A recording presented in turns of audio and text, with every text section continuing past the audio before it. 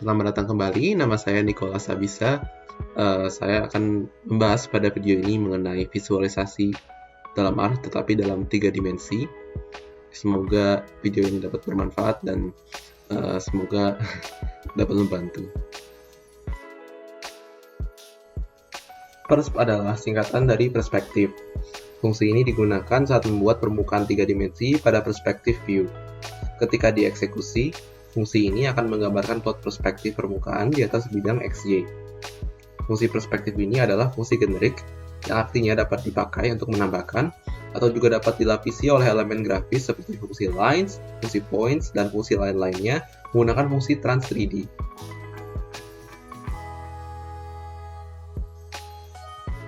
Yang pertama dilakukan adalah mempersiapkan daerah asal, kemudian mempersiapkan persamaan 2 dimensi yang ingin direpresentasikan permukaannya.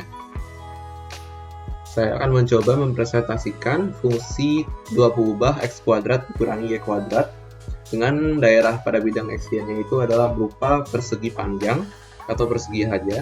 Ya. Dari sini saya akan mencoba membuat vektor untuk nilai-nilai x yang mungkin.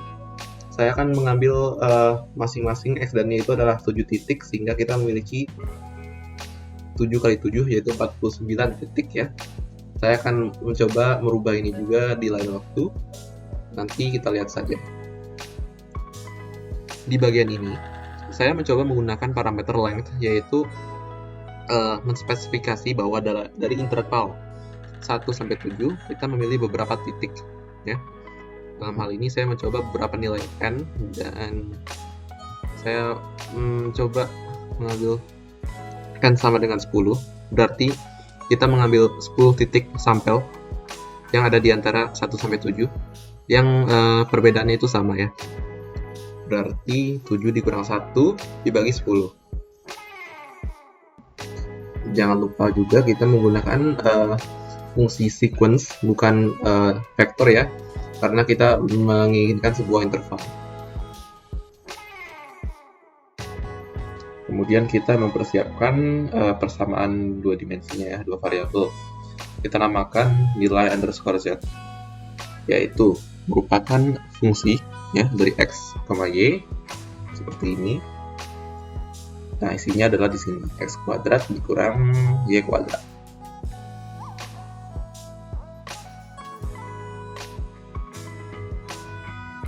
Jika Anda mengklik nilai underscore z, hasilnya akan seperti ini.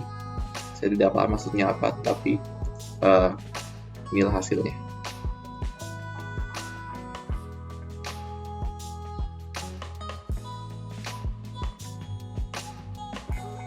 Kita akan lanjut menggunakan tahap berikutnya, yaitu penggunaan fungsi outer. Ya. Kita akan menggunakan outer x, y, habis itu koma nilai underscore z. Ini akan mempersiapkan permukaan kita, makanya kita akan merun baris ini saja. Jangan lupa kita juga perlu menamakannya variabel z ya, supaya mudah nantinya menggunakan fungsi perspektif. Setelah barisnya di run, maka z-nya menjadi titik-titik di permukaan yang ingin direpresentasikan.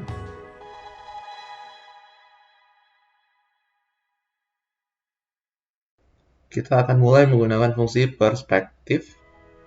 Argumen pertama adalah x, argumen kedua adalah y, yang argumen ketiga adalah z-nya. Tergantung dengan apa yang Anda namakan di awalnya tadi. Berikut ini hasil yang didapat itu merupakan permukaan. Tadi terlalu padat ya, karena kita menggunakan berapa kali berapa tadi. Titiknya terlalu banyak, 100 ya. Berarti 100 kali 100 yaitu 10.000 titik. Kita kurangi jadi 10 saja.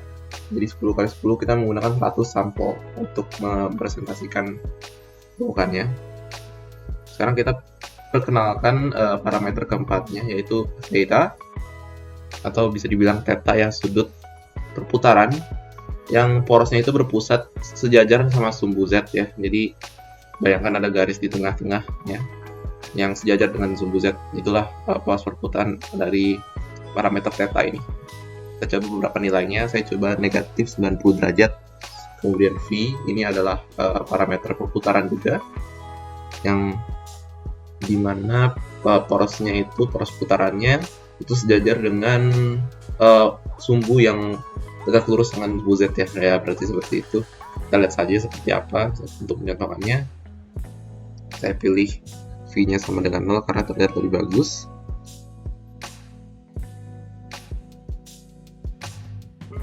Kemudian mulai dari sini saya menamakan sumbu-sumbu dari representasi ini, sumbu X, sumbu Y, dan sumbu Z. Kemudian juga memberikan judulnya dengan parameter yang sudah dipelajari di video sebelumnya, ya, X lab, Y lab, Z lab. Kemudian dengan parameter main, ya, untuk judul dan sebagainya.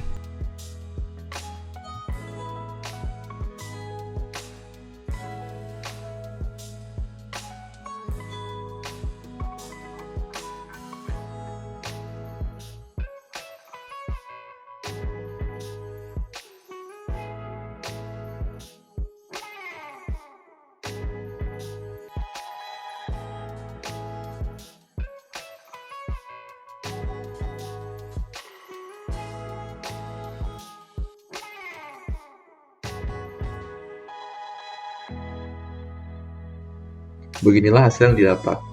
Sudah ada judul dan judul-judul dari sumbunya, variabel X, Y, dan Z, dan sudah terlihat lebih bagus. Dari sini saya akan mencoba mewarnai permukaan yang sudah dibuat. Saya akan warnakan pink, dan saya akan menggunakan parameter shade untuk memberikan sebuah shading, ya. Saya akan pilih angka 0,5. Perhatikan, inilah caranya saya membuatnya.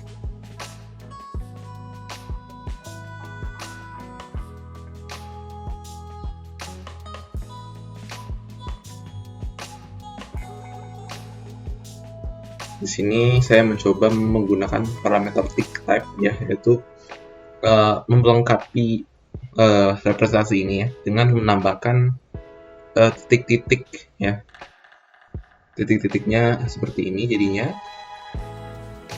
Dan sekarang harusnya sudah selesai, ya, hampir selesai.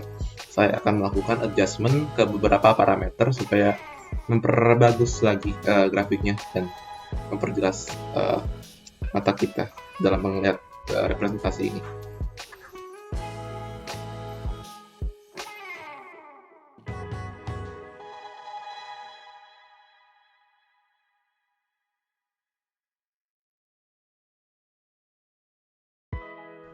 Satu lagi parameter yang saya lupakan adalah parameter expand, ya. Parameter ini mengubah ukuran dari grafiknya dengan cara menggepengkan atau melebarkan grafik yang telah dibuat seperti ini, ya.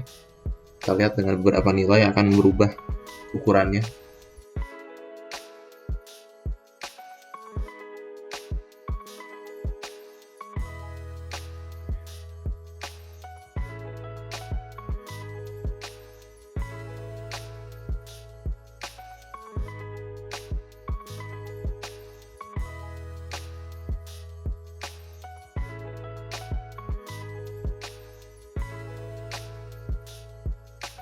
Di sini saya hanya mengotak-ngatik kode saya untuk menghasilkan representasi yang lebih rumit, ya. Ini tidak terlalu penting karena saya hanya melakukan hal yang iseng.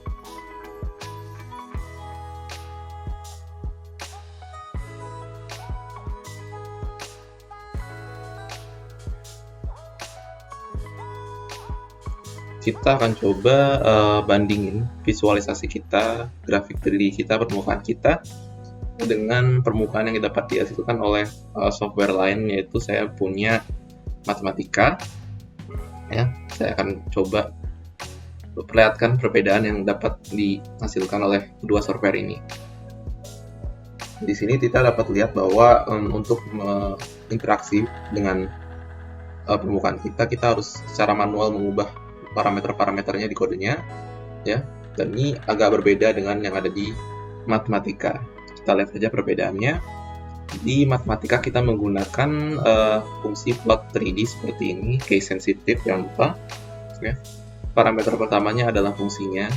Kita gunakan sama aja, x kuadrat dikurang y kuadrat, ya. Kita di sini itu gunanya argumen, yang bukan parameter. Jadi argumen kedua ini harusnya adalah, ini argumennya, yaitu x-nya itu garis ya, min 10 sampai 10, dan y-nya itu juga min 10 sampai 10, sehingga jadilah persegi atau persegi panjang, dan inilah hasil yang didapatkan ya. Grafiknya mirip, dan ini dapat diinteraksikan secara otomatis seperti ini dengan tangan kita sendiri. Yang tidak bisa dilakukan adalah mengaturnya ya, seperti fungsi expand tadi. Itu adalah perbedaan juga yang hanya dimiliki oleh RStudio.